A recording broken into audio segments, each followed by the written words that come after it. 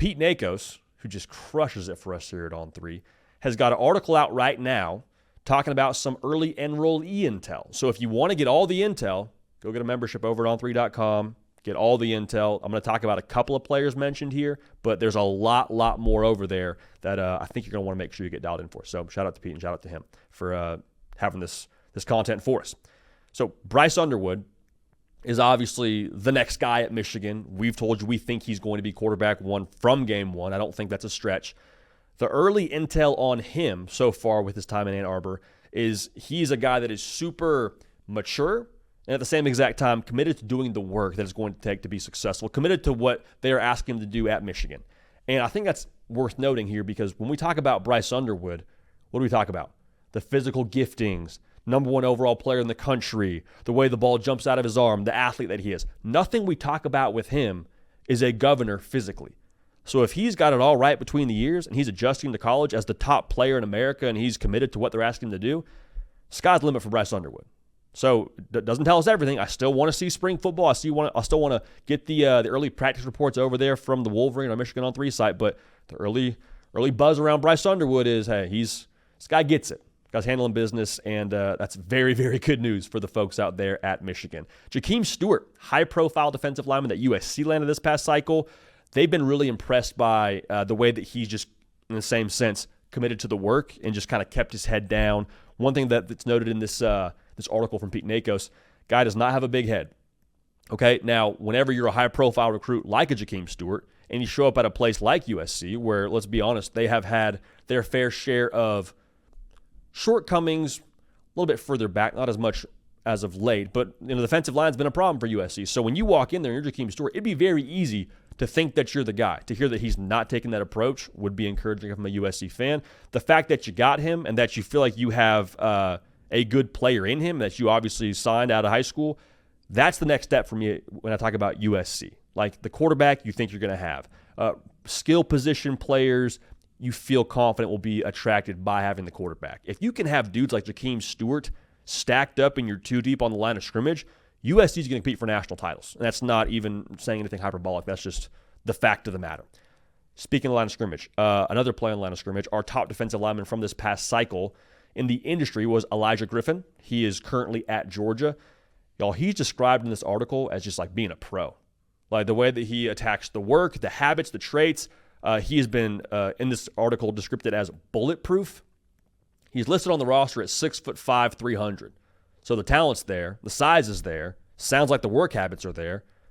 Doesn't it just always feel like all the great Georgia teams have someone like an Elijah Griffin in the middle of the defense or on the line of scrimmage? Like a Jordan Davis, obviously Michael Williams and what he was a season ago for Georgia when they won the SEC. Like, surprise, surprise, Georgia's got another great defensive lineman.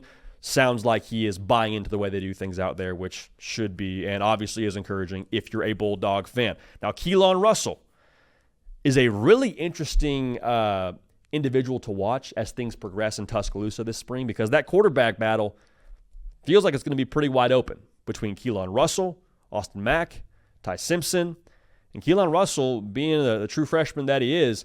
The report on him is dude's a competitor, dude's an alpha. That encourages me.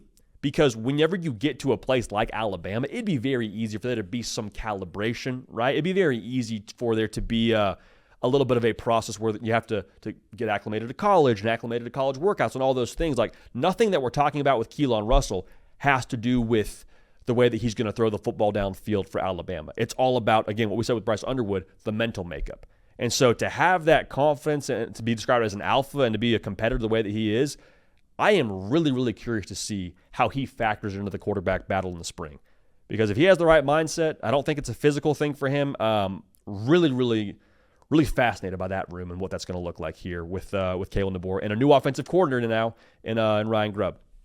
Now, this is one more player or two more players I want to talk about. Well, one player specifically I wanted to make sure we mentioned who's listed in this report. Again, ton more intel over at on3.com. Pete Nakos has a great article out. Go check it out. Other teams, too, I'm not even mentioning that are a part of this report, so go check that out. Jadon Blair, safety for Notre Dame.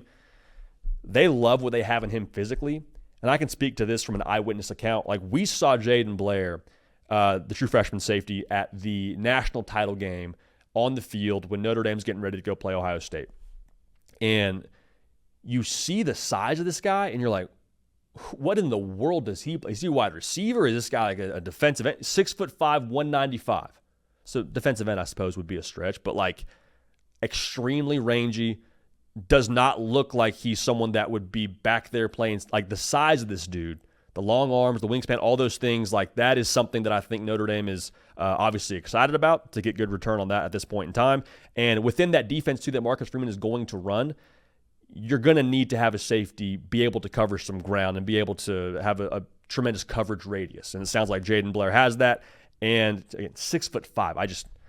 Eye test with that guy is passed with flying colors. Now, one more player to talk about here, quarterback at Ohio State, Taven St. Clair, a dude who was committed to Ohio State early, stayed committed the entire way, a guy who's from Ohio. Justin Fields is a comparison that he gets a lot just from a physical perspective. Both guys with a good build, both guys with good size and good athleticism.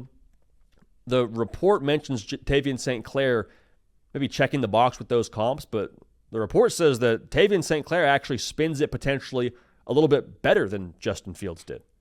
Now, we'll see how that progresses, and we'll see what he is as an actual college football player. But for those to be the tools you're working with, Ohio State, full-on Jesse Pinkman, they can't keep getting away with it. They, once again, are set at quarterback for what looks like the foreseeable future.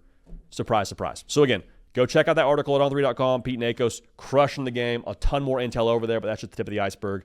Make sure you get dialed in over there on on3.com.